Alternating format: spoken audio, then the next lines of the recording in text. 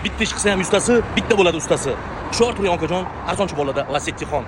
Narxini sraz etmaydimi deydigan besabr odamlar uchun hop 2010-yilda ishlab chiqarilgan oq Lacetti avtomat korobka, gazi ham bor. Narxiga kelsak 6550. Avtomat korobka Lacetti, hop, luklari bor. Kraskasiga kelsak, kraskasi o't butida bor, lekin ko'p emas. Ikkitami uchta joyda bor. Hop, balonlari yengil. Hop, salonga kelsak, salonlarni polni material qilib qo'ygan, yangi chiqib qo'ygan. Poliglari bor ekan, avtomat korobka 1.8. Hop, magnitofoni bor, kolonkalar yaxshi kolonka, esratni qo'yib qo'yilgan. Orqalariga kelsak, orqalari yomon emas, tepalari ham polni mana bunaqa material tortib qo'ygan. Luklari ishlab turibdi. Hop, 3-paketlini gazi ham bor ekan. Probega kelsak 500 mingdan oshiqroq yurgan. No, holati zo'r. Bunaqa o'xshamaydi. Motorni atsigini so'raganlar. Hop, ko'ra olamiz bemalol. 1.6 ga yarashtirmaydi. Bu 1.8 avtomat korobka Lacetti bo'ladi. Hop, uskulitlari hamma yo'q o'ziniki, motorlari hamma yo'q, texnik ishi yo'q, akkumulyatori hammasi joy-joyida ekan.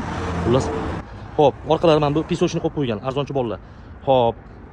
Nima deymiz? Texnik ishi yo'q, korobkalari zo'r, motorlari yaxshi, hamma yo'q yaxshi, texnik umuman ishi yo'q ekan. Korobkalar hammasi joy-joyida o'tiradi, hadovoyda, bu narsalarda ishi yo'q ekan. Optikalari ham cho'tib turibdi, o'ziniki radno ekan.